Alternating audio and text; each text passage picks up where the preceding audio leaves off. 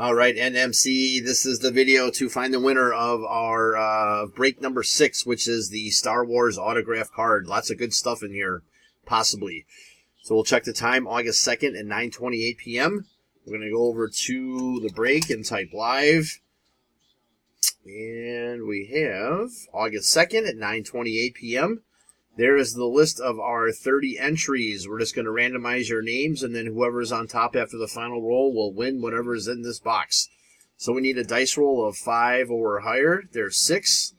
Right, 6 times. Here we go. 1, 2, 3, 4, 5. Last and final. Here we go. Good luck. It is Russell. Spot number 4 is our winner. So, Russell, whatever we pull out of break number 6 for the Star Wars card is yours. There is our verification code, our timestamp, once again, August 2nd at 9:29 p.m. That's it, guys. Thanks.